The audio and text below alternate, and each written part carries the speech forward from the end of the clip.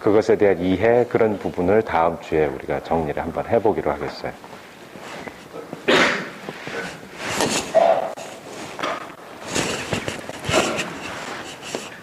빛이 빠르다는 것은 누구든지 알죠. 근데 그 30만 킬로미터 퍼 세컨드라고 하는 얘기는 들어서 아는 거지 여러분이 재본 적은 없지. 근데 그 제법 빠른 빛도 사실 우주에 비해서는 매우 미약해서 우주 전체를 바라보는 우리가 우주 전체를 멀리서 바라본다라고 했을 때 빛이 어떻게 가는가, 그런 것을 생각을 해보면 빛도 사실은 유한한 속도를 갖고 있기 때문에 우주에 비해서는 우주의 이 끝과 저 끝을 가는데 눈 깜짝할 사이에 가지 않고 마냥 오랫동안 걸린다. 그러니까 그 시간과 공간을, 우리가 사는 세계의 시간과 공간을 봤을 때 우리가 평소에 느꼈던 시간과 공간에 비해서 엄청나게 길고 엄청나게 큰 그 세계 속에 있다라는 것을 얼핏 다음과 같은 비디오를 통해서 볼 텐데, 여기에 이 사람은 무슨 개인적으로 비디오를 만들어 가지고 이제 유포를 하는가 봐요. 근데 말이 대충 다 맞는데 한 가지는 틀렸어. 전기가 뭐 와이어 속에 electricity가 빛의 속도로 간다는 말은 틀린 말이에요. 지금 나온 비디오에서.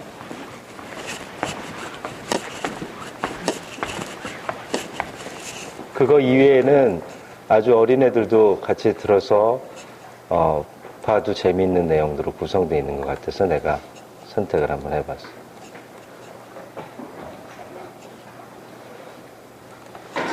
또 소리가 안 나네?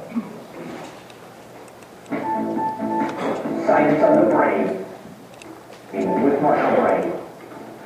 Hello and welcome. I'm Marshall Brain, and today I would like for you to imagine we are traveling through space, because today's big science question is, what is a light year? We hear about light years all the time, and here's an example of why we hear about this. We live on Earth. The Earth is part of the solar system. The solar system is part of the Milky Way galaxy, and if we could get up above the galaxy and look at it, this is what scientists think it would look like. Scientists believe that the Milky Way galaxy is about 100,000 light years across. That's big. Scientists have also told us that our nearest galactic neighbor is the Andromeda Galaxy. The Andromeda Galaxy is 2.2 million light years away. The distances are huge. They're so huge that they're nearly impossible for us to imagine. So let's start at the beginning. Light, like the light that comes out of this flashlight, moves very, very, very fast. How fast is it? Scientists have figured 1마일이 1.6km 정도입니다. 86,000 miles per second. That means that if you turn on a flashlight and you can measure how fast the light was going as it leaves the flashlight, it would be able to move at about 186,000 miles per second. What moves at the speed of light? Well, obviously light does. When it's moving through air or space or glass, light is always going about 186,000 miles per second. Another thing that goes at the speed of light is radio waves. When you talk on a walkie-talkie or a cell phone, your voice is moving at the speed of light. Another place is electricity in a wire. 이건 틀렸어요. The signals inside your computer move at the speed of light. So what's a light year? A light year is a way of measuring distance. Now we're used to measuring distance with things like rulers and tape measures. But a light year is for measuring really, really, really big distances. A light year is about 6 trillion miles. The problem is, 6 trillion miles is almost impossible to imagine. So let's try something just a little bit smaller. Let's look at the light second. Since the speed of light is 186,000 miles per second, one light second is 186,000 miles. That's easier to imagine because the moon is about one light second away. If you look at the distance between the Earth and the Moon, it's about 240,000 miles. That works out to 1.3 light seconds. So let's imagine that you have a friend living on the Moon and you call her with your new radio telephone. You say, "Hi, how are you?" It would take 1.3 1.3 seconds for your voice to get to the moon because the moon is 1.3 light seconds away. Your friend says, great. And now it takes 1.3 seconds for your friend's voice to get back to Earth. So it would sound like this. Hi, how are you? Great. I mean, listen to how long that delay is. Hi, how are you? Great. Even at the speed of light, it takes a lot of time to get a message from the Earth to the moon and back. If we want to go bigger, we can talk about the light minute. A light minute is about 11 million miles.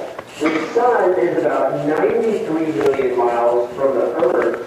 Therefore, it takes sunlight about 8.3 minutes to get from the sun to the Earth, and the sun is 8.3 light minutes away from the Earth. And then there's the light hour, which is about 670 billion miles. Our solar system is about 5.6 billion miles across. That means it would take light 8.4 hours to get across our solar system. So our solar system is 8.4 light hours in diameter. So now that you know a little bit about light hours, light minutes, light seconds, we can kind of put this all in perspective.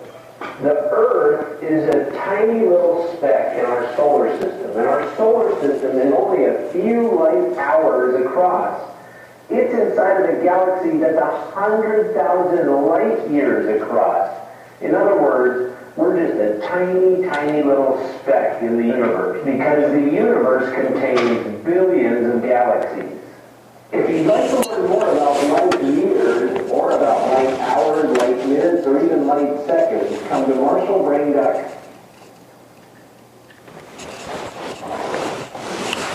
아까 그 사람이 한 얘기가 맞으면 요즘은 그렇게 그 외국에서 저런 국제전화 그런 거 해봤어요?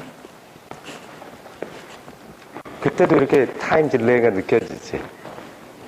전에는 이제 와이어로 많이 갔는데 요새는 그 광통신을 해서 상당히 빨라지지만 그래도 여전히 친구하고 통화하려면 이렇게 말을 하는데 그 서로 대화가 좀 잘 안 될 때가 있지. 보통 이렇게 직접 바로 여자들은 빨리빨리 얘기하잖아. 그런데 이제 그 내가 한 얘기를 못 듣고 전에 얘기를 하고 막 이런 일들이 벌어진다고. 그 타임 딜레이가 있어서 그런데 와이어를 통해서 그 전자가 정보를 전하는 드리프트 벨러시티는 훨씬 늦어요.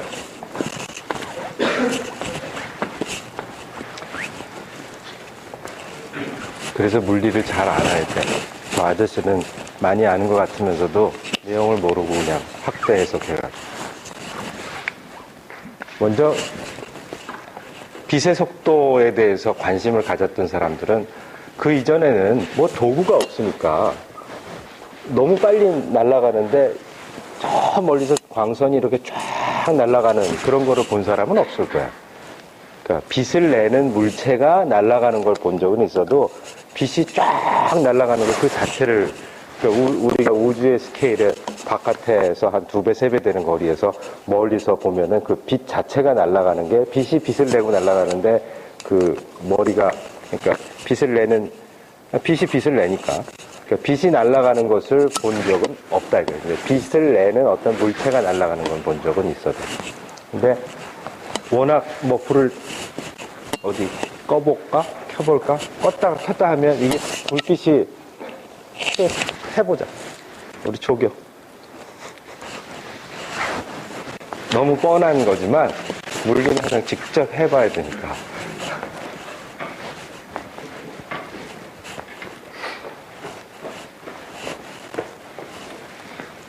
잘 관찰해봐. 아이고. 한꺼번에 끌 수가 없구나. 다 끄고 하나만 다 끈 다음에 하나를 다 끄고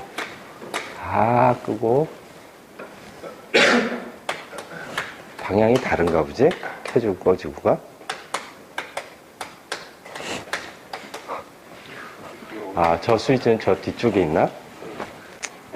아무튼 하나만 다 켜봐. 차라리 저기 켜지는 과정에 그 시간이 느껴지지. 일단 켜졌을 때 그 빛이 이렇게 쫙 일로 도달하는 게 눈에 보여요? 그렇지 않지. 너무 빨리.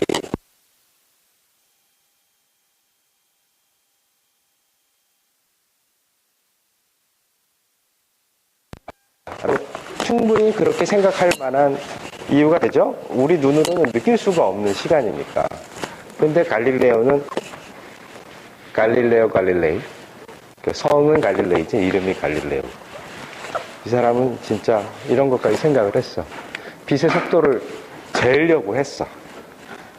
빛이 날아가는 속도를 재려고 한 기록에 남은 첫 사람인데, 다른 역사에는 그 중동에 어떤 사람이 쟀다라는 이야기도 있어요. 상당히 정확하게.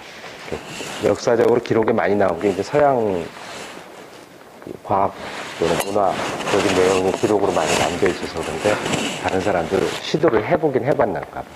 근데 적어도 자기 자신의 오차, 측정의 오차의 기준으로 했을 때 소리보다는 10배 빠르다. 소리가 한 300m, 400m, 300, 330, 340 이렇게 가죠? 1초에.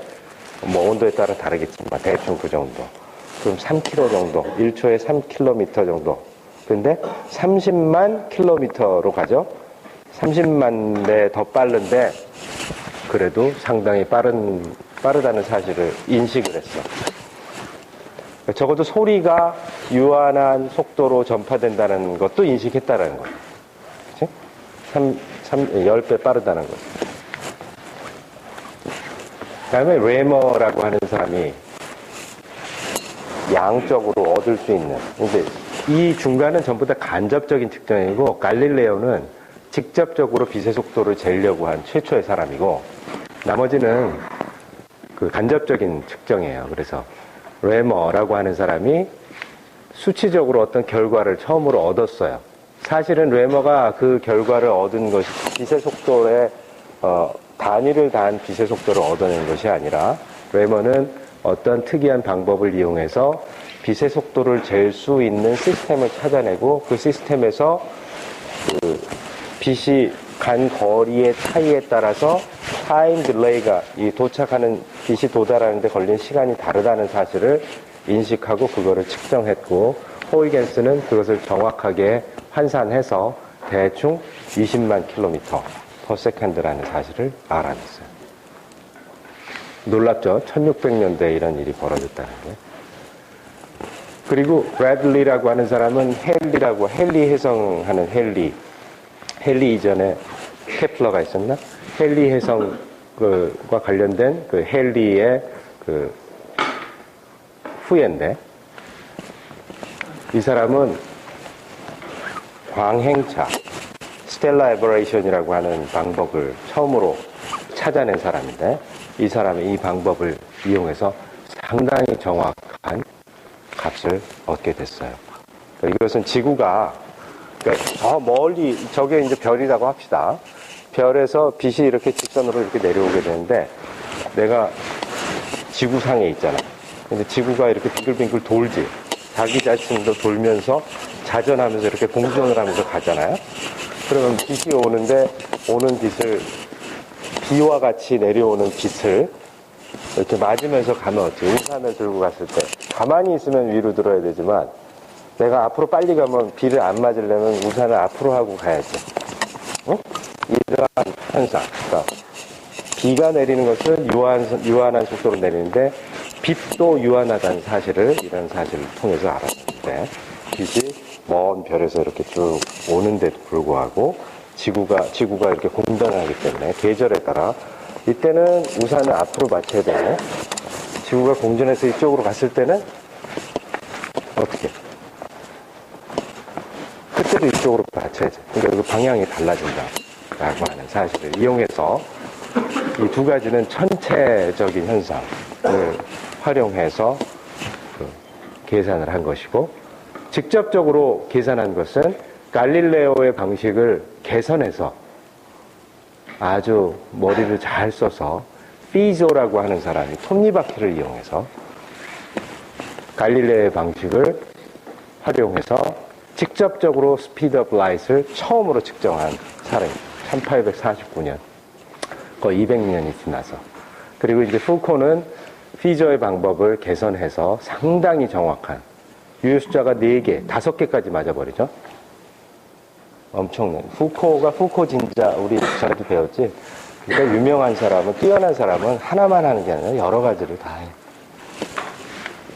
푸코가 이렇게 정확한 값을 얻게 됐고, 그리고 이제는 299, 792, 458이라고 하는 것은 정확한 숫자로서 더 이상 측정의 의미가 없어진 상황이 되어버렸어요. 왜냐하면 아인슈타인 상대성 이론에 의해서 빛의 속도는 어떠한 이너셜 레퍼런스 프레임에서도 동일한 값을 갖는다라고 했죠.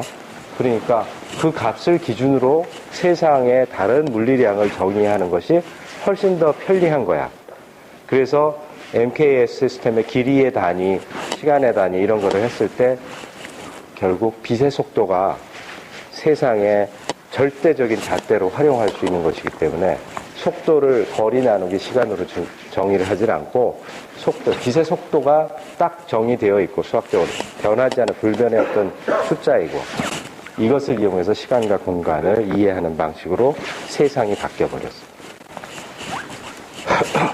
그래서 여기에는 이 뒤에 유효 숫자는 무한한 0이에요.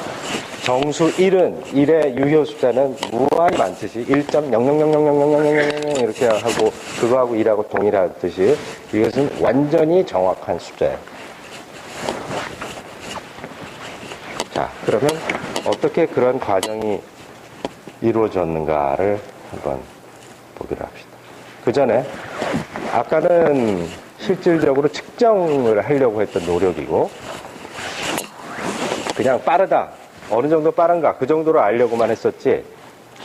패러데이가 electromagnetic field 그러니까 전기 현상과 자기 현상이 통일이 될 것 같다라는 어떤 추측을 한 이유가 자석을 갖고 들이대면 전류가 생긴다는 사실을 알았고 그것은 전류가 흐르게 되면 자성을 띠게 되는 현상하고 상호작용 그러니까 서로 일렉트릭 필드, 전기장, 자기장이 서로 어떤 특이한 연관성을 갖고 있다라는 사실을 처음으로 발견한 사람이에요. 그래서 항상 그림을 활용해서 생각을 했다 그랬죠, 이 사람은. 실험 물리학자인데 실험도 했지만 이 사람의 특이성은 이 사람이 수학적으로 포뮬러를 열심히 써서 쓴 게 아니라 그냥 그림 자체가 그 논리적인 그 함축이 다 돼 있어가지고 그 사람은 그림으로 모든 것을 설명했다라고. 시험 문제도 나왔지. 그림. 맞았어? 응.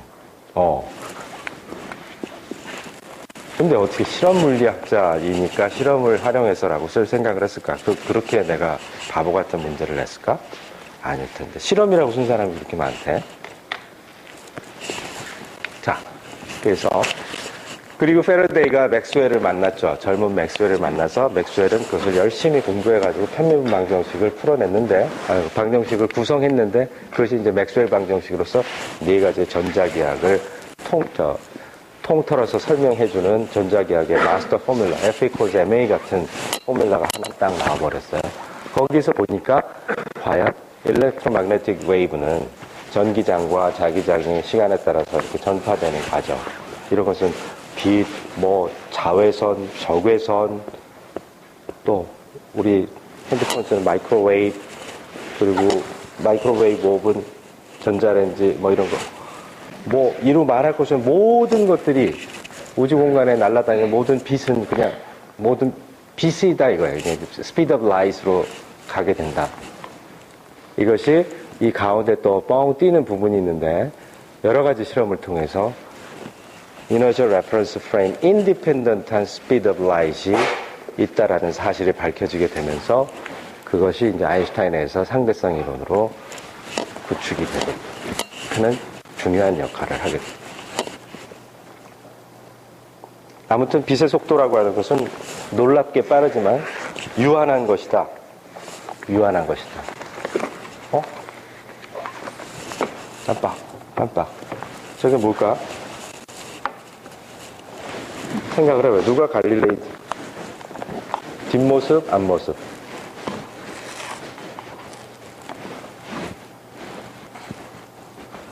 누가 먼저 켜고 누가 늦게 켜요? 자, 갈릴레이가, 여기 이 사람이 갈릴레이인데, 자기가 불을 켜. 그런데 불을 켜는 과정은 지금 여기 형광등을 켜는 것도 껌뻑껌뻑 하면서 켜지기도 하고, 아, 요즘은 덜 껌뻑거리네. 어렸을 때는 형광등은 4번, 5번 껌뻑 하다가 이렇게 켜졌는데. 아무튼, 불을 켜는 과정은 힘드니까, 램프에다가 불을 켜놓은 상태에서 가리개로 막고 있다가 이렇게 싹 치우는 거야. 그러면 저 멀리, 한 1km 정도 멀리 저 반대쪽 산에 있는 조수가, 아, 선생님이 불을 켜셨구나. 그럼 나도 그걸 보자마자 불을 켜는 거야. 그러면 빛이 여기로 갔다가, 그 다음에 이 조수가 그 불빛을 보고 다시 자기의 그 램프에서 가리개를 치웠어. 그러면 갈릴레이가 이 불빛을 보는 거고, 그 사이를 어떻게 시간을 재야 되는데, 물시계 같은 것을 활용했을 거래. 그러니까, 어디, 물통에 물을 담고, 구멍을 조금 뚫어가지고, 그 다음에 물잔 같은 데다가 이제 물이 내려가게 한 다음에, 어느 순간 그 구멍을 막아 넣었다가 싹 빼. 그럼 하고 물이 내려가겠지? 그치? 그리고 빛이 다시 도달하면 그 구멍을 막아서 내려온 물의 양을 재면 어떤 산수를 적절히 해보면 흘러간 시간을 계산할 수 있을 거 아니에요. 이해돼요? 무슨 뜻인지? 뭐 그러한 방식을 통해서. 그런데 실험을 해보니까 어때? 1초에 30만 킬로미터를 가는데, 그 갈릴레이의 물시계의 시간의 오차가 어느 정도 됐을지는 지금도 기록으로 남아있지 않으니까 알 수가 없겠지만, 적어도 뭐 똑딱 이 정도, 1초 정도는 돼야지 사람이 대충 적절히 뭐 한 2배, 3배 오차 안에서, 50% 오차 안에서 뭔가를 잴 텐데, 1km 떨어져 있다면 쉽게 생각해서 1.5km 떨어졌다 생각해 봅시다. 1.5km 떨어지면 빛이 갔다가 오는데 3km를 갔다 오는 거잖아. 그래 10만 분의 1초 걸리는 거잖아. 1초에 30만 km를 가는데 10만 분의 1초를 잴 수 있는 시계가 그때 있었냐.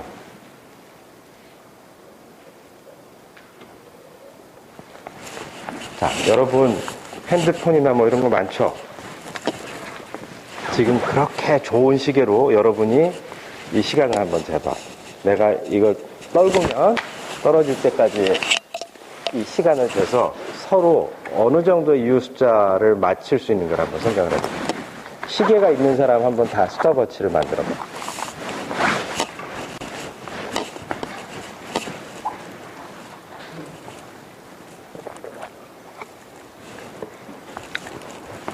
자, 이 정도 거리는 어떤 뭐 자를 갖고 잴 수 있다라고 칩시다. 한 1m가 이 정도 될까? 1m라고 칩시다. 이게 정확하게 쟀다고 치고, 여러분은 이제 거리는 정확하게 쟀으니까 여러분이 잰 시간이 얼마나 정확하냐에 따라서 이것이 낙하한 평균 속도의 측정이 얼마나 정확한가를 판단할 수가 있는데, 내가 떨굴 때, 그렇지. 내가 말할 필요가 없지. 내가 아무 말도 안 하게 잘 보고 있어. 보고 있는데 내가 놓는 순간을 보고 딱 떨어지는 순간을 찍어봐요. 준비. 자, 상당히 긴 시간이 걸렸는데 일단 한 10사람 해보자. 이쪽부터 손 들어봐. 잰 사람. 얼마? 0.6? 0.6? 0은 의미 없고 0.6 얼마 해봐. 아, 그래? 또 0.57?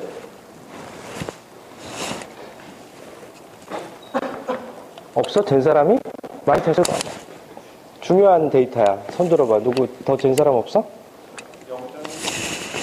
0.17? 0.24. 자, 이렇게 첨단 기술을 갖고 있는 현대에서 이 시간을 재는데 지금 몇 배가 차이가 났어? 0.24에서 0.6하고 0.57은 되게 저 시계가 틀렸을까? 훈련을 더 하면 좀 접근을 할 것 같은데 누가 한 번만 더 해봅시다.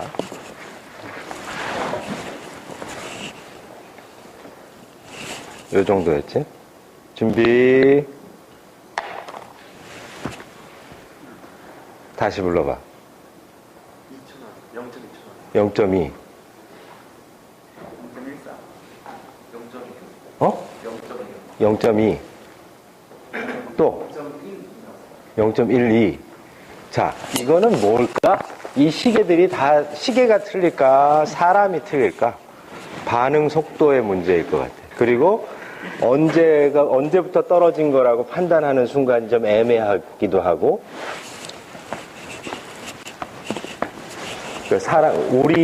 우리들은 오차가 거의 0.05 정도, 0.05 정도는 오차라고 충분히 생각할 만한 상황이야. 지금 이 실험을 통해서.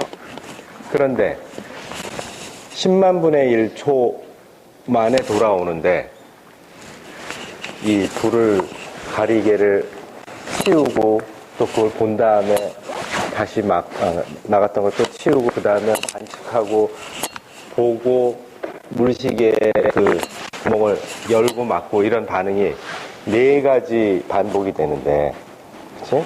4단계에서 사람의 손이 가는데 거기서 엄청난 오차가 쌓여버렸어.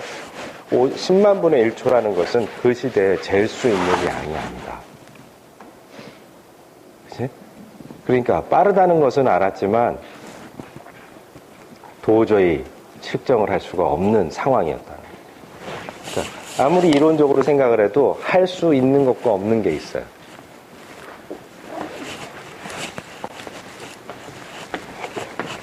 저 방식을 이용하면 도저히 안 된다. 그런데 만약에 빛이 이렇게 사방으로 퍼져나가지 않고 예를 들어 어떤 와이어가 있다. 요새 광통신 그런 거 많이 하잖아. 그럼 와이어를 여기 깔아가지고 아니면 빙글빙글 돌려가지고 엄청나게 긴 와이어를 감아서 놔둘 수가 있지. 그럼 여기에서 들어가고 나오는 빛이 들어가고 나오는 회로를 하나 달아놓고 들어가고 나가는 그거를 측정할 수가 있을 거예요. 길이가 엄청 길어지면. 아무튼 갈릴레이는 이 실험에서 실패를 하고 단 매우 빠르고 아무튼 최초로 재려고 했었던 사람이고 너무 빨라서 잴 수가 없었고 그 결론은 이게 순간적으로 전달되지 않는다는 순간이 아니라 파이나이트하다는 사실은 추측만 했지 확증이 없는 거야. 파이나이트한 값을 얻지 못했으니까 측정에 실패했으니까. 그렇지만 무지 빠르다. 근데 적어도 10배 정도 소리보다 빠르다는 사실을 알았대요.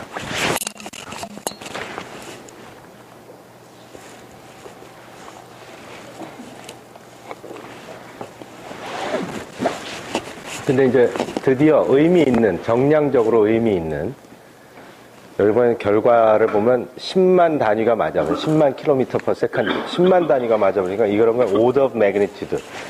그 공의 개수를 돈으로 얘기하면 좋지 뭐. 100만 원 단위냐, 10만 원 단위냐, 10원 단위냐, 뭐 이런 거에 따라서 그 생각하는 스케일이 달라져요. 10만 단위를 맞춰버린 거야. 어떻게? 목성에 위성이 있어요. 아에오라고 하는데, 갈릴레이가 망원경을 관측할 수 있는 정도로, 먼 곳까지 볼 수 있는 정도로 망원경의 성능을 엄청나게 개선했죠. 망원경을 발명한 사람은 아닌데. 그로 인해서 여러 가지를 했는데, 목성의 위성들을 다 찾아냈어, 갈릴레이가. 그치? 그리고 비너스의 페이즈를 보면서 천동설이 틀렸다는 사실을 얘기해 줬지. 그뿐만 아니라 목성의 위성 4개를 다 발견했는데 그 중에 가장 안쪽에 있는 거래. 그러니까 안쪽에 있으면 빨리 돌. 수금지와 목토 천해명 하는데 수성이 제일 빨리 돌죠. 안쪽에 있는 놈은 이게 주기가 짧아. 근데 요곳에 월식 현상이 있어. 그러니까 멀리는 목성이 있는데 목성이 무지 크잖아. 목성의 목성의 달이니까 목성의 달이 목성에 가릴 때가 있을 거 아니야. 그 가리는 그 순간 생각하는데 그때 월식이 일어나는 게 이제 주기적으로 나타나게 되는데 그런데 그 측정이 매우 쉬운 거야. 왜냐면 1.7일 정도밖에 안 되니까 잘만 관측하고서 밤 사이에 그게 다 가려지니까 목성이 크더라도 상당히 우리한테서 멀리 있으니까 가려지는 시간이 그렇게 길지 않을 거란 말이에요. 그 시간을 재보는데 적절히 그때 시계로서 충분한 정확도로 잴 수 있는 시간대가 나왔는데 그 시간대를 보니까 월식 현상이 일어날 때 주기적으로 일어나긴 하지만 월식이 일어나는 기간이 그 가려진 시간의 크기가 계절마다 달라지라. 아니면 시간대에 따라 그러니까 1년을 주기로 바뀌더라라는 사실을 알아냈어. 정확하게 1년이라고 얘기할 수는 없고 내가 밑에 데이터를 봐야 되겠지만 그래서 여기 보면 지구와 목성 간의 거리 차이에 따라서 지구에서 보는 아요의 공전 주기가 달라진다. 무슨 얘기인지 알겠어요? 목성이 이 태양이 있고 지구가 있고 목성이 이렇게 같이 돌아가는 목성은 느리게 돌아가죠. 멀리 있으니까 지구는 좀 빨리 돌아가고 태양이 여기 있다라고 칠까요?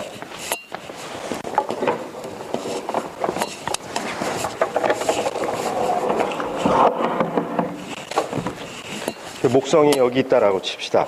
나는 지구가 여기 안쪽에 이렇게 있는데 여기서 봤을 때하고 여기서 봤을 때하고 목성은 상당히 멀리 있으니까 지구가 이 반대쪽으로 오게 되면 목성까지 가는 거리가 더 길어지는 거지. 그 주기가 바뀐 이유가 바로 지구의 공전에 의해서 그 지구 궤도에 지름이 있을 텐데 지름만큼 예를 들어 스케일이 그 정도 타임 스케일이 바뀌어버릴 수 있다. 지구의 지름 아까 어떻게 됐어요? 태양까지 가는데 8분 얼마가 걸린다요. 그러면 지름을 따지면 한 15분 정도 16분, 17분 정도 그 정도 걸리니까 상당히 긴 거리 아니야. 그 정도가 차이가 나느냐? 지금 그런 문제야. 그러니까 빛이 제 아무리 빠르더라도 빛의 속도를 재려면 거리를 잡을 때 그 정도는 잡아야지. 갈릴레이의 첫 번째 실험처럼 이 산에서 저 산 1km 정도 떼어놓고 측정을 하면 안 되고 그렇게 지구를 옮겨놓고 지구의 궤도의 반대쪽으로 가고 옮겨놓고 실험을 하면 뭔가 의미 있는 숫자를 스케일이 맞는 숫자를 얻어낼 수 있었다는 거예요. 그런 최초의 이건 실험이 아니라 뭐라고 할까 간접적인 측정이에요.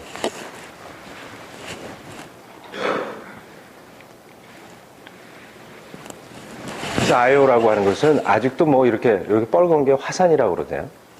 그 황 같은 게 막 튀어나오고 그러는데 아직도 그 활발한 화산 활동을 하고 있다는데 지금 요즘 찍은 거고 옛날에는 그냥 밝기만 발 때 특이하게 모양이 특이하게 생겨가지고 관측하는 게 사람들이 관심을 많이 끌었던 별이래요. 아무튼 공전주의가 1.8, 1.769 뭐 그러니까 매우 짧은 시간이고 그래서 이것은 또 특이한 것은 케플러의 제3법칙은 뭐예요?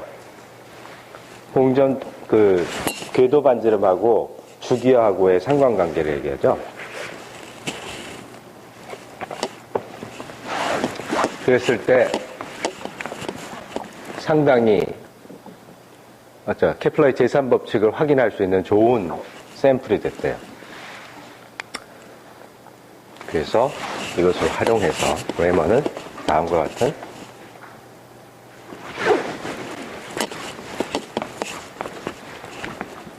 여기가 목성이고 아이오라고 하는 놈이 이렇게 돌아갈 것이고 근데 이 궤도 반지름이 작으니까 그리고 우리 이제 지구는 태양 주위를 이렇게 돌고 이렇게 하는데 여기서 봤을 때 또 여기서 봤을 때 이걸 보면서 상대적으로 어떻게 그 가려지는 시간이 바뀐다는 거를 알아내겠죠.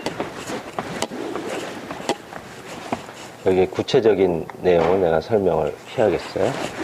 자, 아까 비가 오는 이야기를 했지. 불빛이 내려오는데 그것을 비와 같이 유한한 속도로 내려오는 경우에 내가 앞으로 진행을 하게 되면 우산을 쓰고 갈 때 앞으로 가리고 가야지 된다. 여러분이 보기에는 내가 앞으로 가리고 가고 있고 이쪽은 나는 계속 앞으로 가리는데 우산의 방향은 여러분의 보기에 이쪽 방향에 있다가 이쪽 방향에 있다가 그렇게 바뀌게 되는지. 아무튼 그런 현상을 눈에 띄게 측정할 수 있으려면 다시 말해서 우산의 각도, 내가 들고 가는 우산의 각도를 보면 내가 얼마나 빨리 가는가를 알 수 있을 거야? 이해돼? 역으로 내가 우산의 각도를 얼마나, 내가 가는 속도를 알고 우산의 각도를 재면 빛이 얼마나 빨리 내려오는지를 역으로 알 수 있겠지. 빛이 아주 빨리 내려오면 내가 이렇게 앞으로 우산을, 빗물이 떨어지는데 빗물이 무한히 빨리 떨어지면 아무리 빨리 가도 내가 우산을 이렇게 쓰고 가면 돼. 그렇지? 근데 빗물의 속도를 알 수 없는데 여러분은 내가 가는 속도를 안다라고 했을 때 내가 가는 속도하고 나의 우산의 각도하고 이 두 가지 정보를 활용하면 역으로 빗물이 얼마나 속도로 떨어지는가를 알아낼 수가 있을 거 아니야. 아무튼 브래들리라고 하는 사람은 이러한 현상, 빗물이 별에서 오는 별빛으로 바뀌었을 때 스텔라 에버레이션을 발견했어요. 그리고 또 중요한 발견을 한 것은 지구자전 쪽에 뉴테이션을 발견했는데 팽이와 같이 지구는 돌아요. 팽이는 두 가지 현상을 나타내서 첫 번째 이렇게 빙글빙글 도는 게 있고 기면하는 못 보이지만 팽이는 보일 수 있어. 그 사람이 도는 정도보다 훨씬 더 빨리 돌리면 어떻게 되냐니 얘가 넘어질 때 기면하는 실수해서 넘어지지 팽이는 실수를 하지 않더라도 넘어질 때 슬로우 다운 하게 되면 어떻게 돼요? 자전축이 서 있질 않고 이렇게 돌죠. 응? 이거 봤어? 팽이가 돌 때 그대로 빨리 돌리면 딱 서. 근데 조금 늦어지면 이렇게 빙글빙글 돌아. 맞아요? 이걸 프리세션이라고 그래요. 그건 세차 운동이라고 해요. 그렇게 되면 뭔 일이 벌어지냐. 지구의 자전축이 바뀌면 뭐가? 지구가 북극에서 쫙 절로 가면 북극성이 보이는데 북극성이 바뀌어. 우리가 사는 동안은 안 바뀌지만 몇 천만 년 이렇게 지나가면 북극성이 바뀌어. 그것은 뉴테이션이 아니라 프리세션. 근데 그거보다 더 자세하게 봐. 이건 2학년 물리학과 2학년 되면 고전역학이라는 걸 배우는데 거기에 다 나와.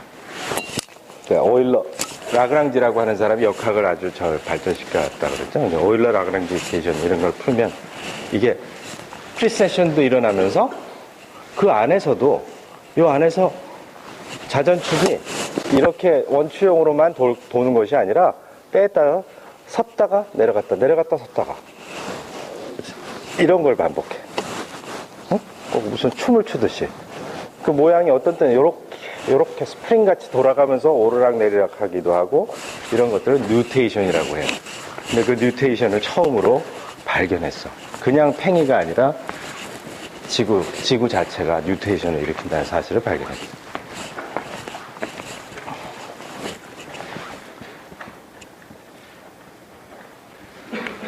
자, 이것은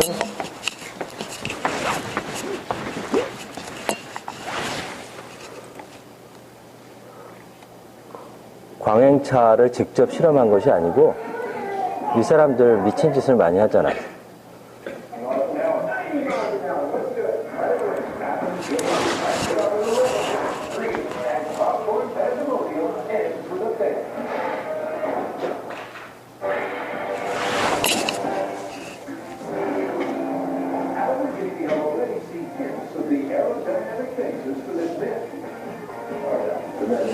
비를 오게 하고 차를 빨리 가게 하면서 이 등판이 얼마나 물에 젖는가를 실험을 했어요. 그래서 70마일, 1마일이 1.6km 정도 돼, 90마일 이렇게 가면서 젖어지는 양이 줄어든다라는 것을 보여줬는데, 이게 완전히 일치하는 것은 아니고, 이제 빨리 가게 되면 앞에 그 윈드쉴드라고 해서 유리창이 있으면 거기서 이제 바람이 샥 몰려오면서 플로우가 생기니까 안으로 빗물이 들어올 수 없게 되겠지. 그러니까 정확하게 일치하는 실험은 아니에요. 네, 광행차라는 것은 저기 스텔라 에버레이션이라고 하는 사실은 이런 것이다. 실제 액츄얼 스텔라의 포지션은 여기인데 지구가 이렇게 앞으로 가게 되면 마치 이 앞에 별이 있는 것처럼 우리가 관측을 하면 저기 있는 것 같이 보인다는 거지. 어? 생각해봐. 여기 별이 여기 딱 이 자리에서 가만히 지구가 공전을 안 하면 여기 별이 빛을 이렇게 주니까 이렇게 온다라고 생각하는데, 결국 별을 본다라는 건 별에서 온 빛을 내 눈에 집어넣는다라는 거니까 이렇게 보면 여기 이렇게 오는데, 근데 내가 앞으로 빨리 가면 별에서 떨어지는 그 빛이 내 눈에 들어가려면 이렇게 앞으로 보고 저쪽을 보고 가야 된다라는 거. 네? 그리고 이쪽으로 가다가 지구가 공전을 해서 여기로 가면 다시 저 별을 보려면 어떻게 돼? 이렇게 봐야 돼? 아니. 위에서 내려오는데 이 앞에 있는 것처럼. 그러니까 계절에 따라서 별이 저쪽에 있다가, 그치? 사실은 여기 있는데 내가 앞으로 가니까 저기 별이 저기 있다. 그런데 이쪽 가니까 별이 저기 있다. 그럼 저 별이 어떻게 같은 별이야. 이해돼요? 우산이 지향하는 방향이 내가 관측하기에 별이 있는 곳으로 오인하는 방향이다. 우산을 앞으로 하고 있으니까 별이 저기 있다라고 하는데 여기 계절이 바뀌어서 여기 오니까 그 별이 절로 갔다. 이해돼? 사실은 여기 위에 머리 꼭대기. 그러한 현상을 처음으로 발견한 사람.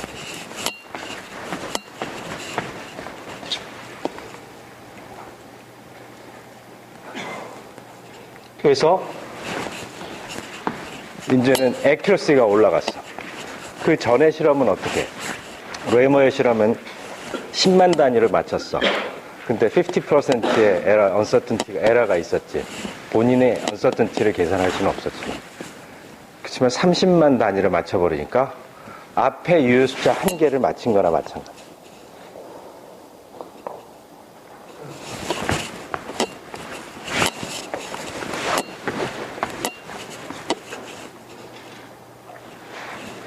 그 피조라고 하는 사람은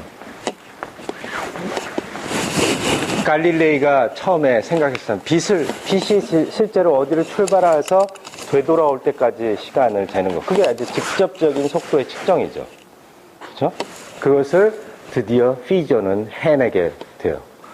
그러니까 여기서 좀 더 틀리긴 했지만 이 앞에 것은 간접적인 측정이었고, 그리고 어떤 측정이나 uncertainty, 에러바가 있기 때문에 uncertainty라는 게 있기 때문에 지금 이것은 매우 작은 스케일의 실험으로서 앞에서는 지구를 이용해서 실험을 한 거지. 지구가 공전하는 지구의 속도를 이용해서 지구의 속도와 빛의 속도의 비율을 알아내는 것이었고, 이것은 이 아주 작은 스케일의 실험으로서 실제 그 큰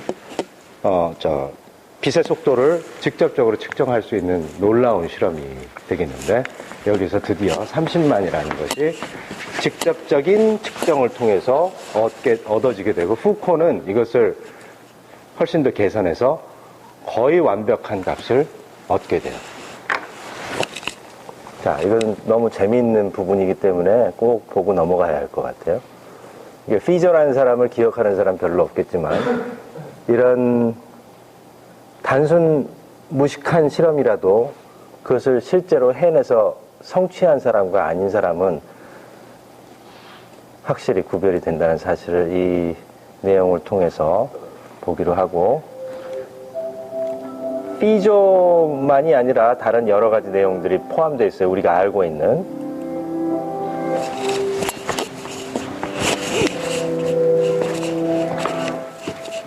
Another thing about owning a brain is that no control over the things that it gathers and holds on to. fact of the story, and as you get older, it only gets worse. They stick around for years sometimes before you understand why you're interested in it, before you understand their import to you. Here's the one. When Richard Feynman was a young boy in Queens, he went for a walk with his dad and his wagon and his ball. And he goes to the wagon, the ball went in the back of the wagon, and he asked his dad, why did the ball in the back of the wagon? And his dad said, that's inertia. He said, what's inertia? And his dad said, inertia is the name that scientists give to the phenomenon of the ball going to the back of the wagon. But in truth, nobody really knows. Feynman went on to earn degrees at MIT, Princeton. He solved the Challenger disaster. He ended up winning the Nobel Prize in physics for his Feynman diagram describing the movement of subatomic particles. And he credits that conversation with his father as giving him a sense that the people carrying out the every that's what he wants to say. Eratosthenes is a good librarian and a great library at Alexandria. And he made many contributions to science. And what he most remembers began in a letter that he received as a librarian from the town of Clemens, which is south of Alexandria. The letter included the fact that some of Eratosthenes won. The fact was, the letter said that Alexander, when he looked down at his deep well, he was reflecting the bottom, he always see that his head walks.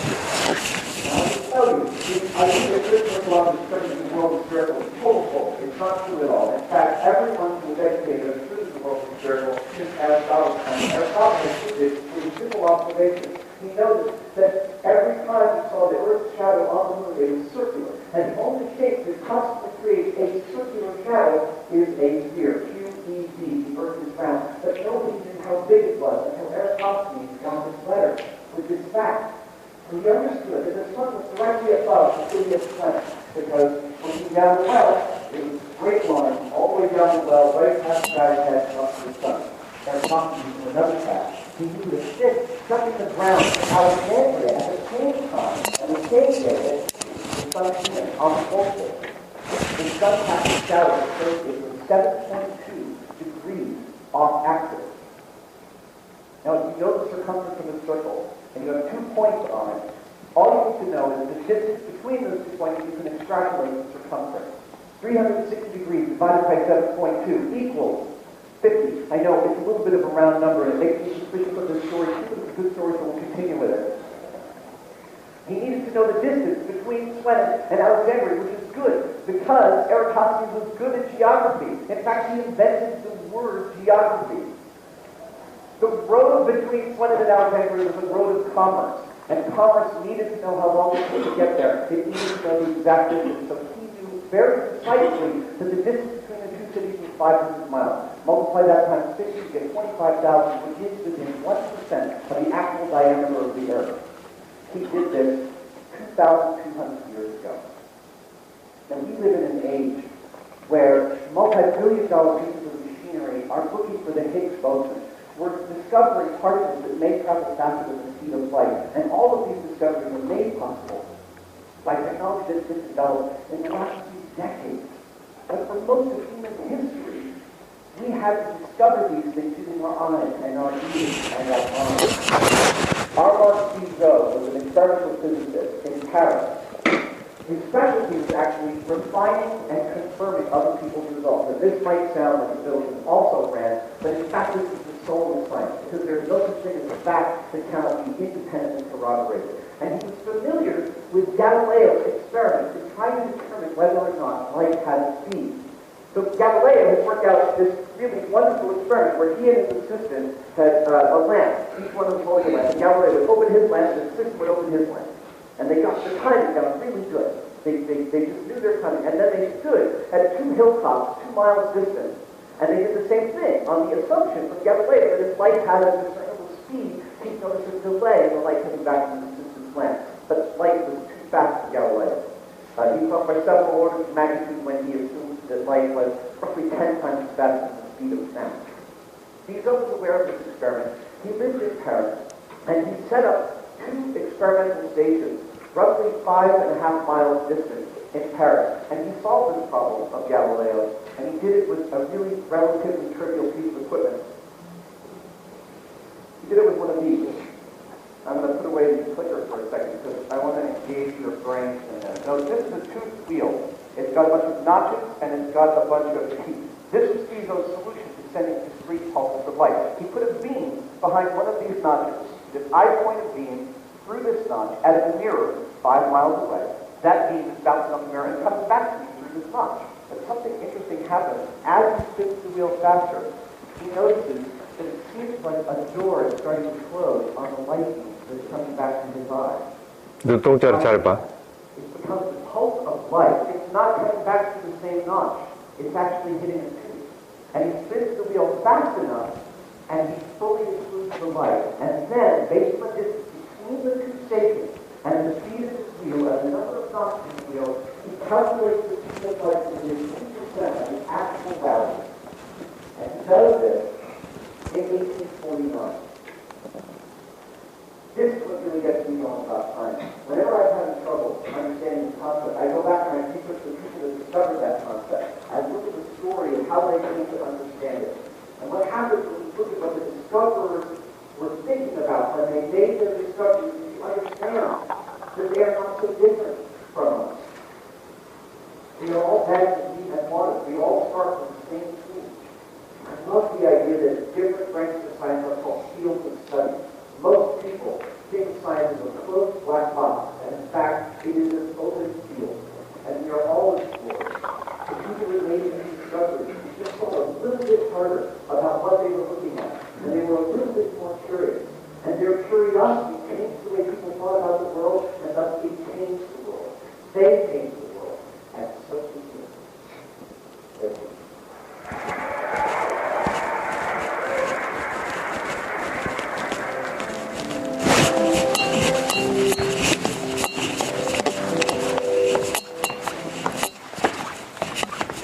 자, 이런 걸 보면 우리들이 요즘 뭐 여러분 핸드폰 많이 갖고 다니는 것 같아요. 이 자잘한 아이디어들을 갖고 그것을 저작권 뭐 이런 이야기를 하지만 사실은 저런 매우 쉬운 실험에 해당하는 아주 그런 요즘에 저작권과 관련돼 가지고 생각하는 사람들은 이러한 아이디어의 점프? 사실은 답을 알고 나면 너무나 쉬운데 저렇게 세상을 바꾸는 사고 방식을 바꿔버리는 현상이다. 누가 빛의 속도라는 게, 이 사람은 그것까지는 알지 못했지. 빛의 속도가 누구에게나 동일하다는 거. 그런 것이 매우 놀라운 사실이긴 하지만 이때까지는 빛의 속도가 무한히 빠르다라고 생각했는데 그것을 측정하려고 하는 게 200여 년의 시간 동안 노력을 했지만 많은 대부분의 사람들이 실패를 했고 간접적인 방법을 활용을 했는데 이 피저는 그 단순한 톱니바퀴 하나지만 자기 자신의 아이디어를 최대한 활용해서 200년 전에 갈릴레이가 하고 싶었던 실험을 결과적으로 마지막으로 직접 측정했다라는 건 놀라운 일이에요. 그리고 아까 비디오에도 나왔지만 이 사람이 아주 창의적인 사람도 아니야. 뭘 새로운 걸 만든 사람도 아니고 남이 해놓은 거 있으면 항상 이렇게 컨펌하고 그랬대. 그런 일에서 사실은 많은 것들이 출발이 돼요. 요즘 뭐 논문 이렇게 베끼고 그런 사람 많이 있다며. 정치인도 그렇고. 예, 나는 이제 논문을 쓰다 보면 나도 틀리는 경우가 있기 때문에 하다 보면은 애가 논문을 한 7, 80편인가 썼는데 쓰다 보면 한 6, 70%의 논문 안에서는 항상 다른 사람의 오류를 발견하게 돼. 그럼 그거 누구 틀렸다라고 이야기는 하기는 좀 그렇고 나의 결과는 이렇다. 아마도 뭐 어느 지점에서 이 사람이 뭘 계산을 잘못한 것 같다 하고 이제 추측은 하더라도 항상 뉴트럴하게 해야 돼. 다른 사람이 틀린 거를 공격을 할 때. 아무튼 과학자들은 항상 누가 한 일이 있으면 신기한 일이 있으면 자기의 관심하고 그 일치가 되었을 경우에는 누구든지 컨펌을 하려고 노력을 해야 돼. 많은 경우에 무슨 네이처 사이언스에 나왔는데도 불구하고 실험이 다시 안 되는 경우들이 많이 있다며. 그리고 그 중에는 부정을 저지르는 사람들도 있고, 그래서 막 논문을 취하하는 사람도 있고 그래요. 근데 아무튼 이런 사람들, 남의 것을 컨펌하려고 하는 사람, 심지어 그 결과가 우리로 하여금 정말 놀라운 정보, 빛의 속도가 30만 킬로미터 정도 된다는 사실을 아주 쉬운 방법으로 알려줬다는 게 놀라운 일이죠. 그러니까 여러분들도 그런 일들을 할 수 있다라는 거예요. 그러니까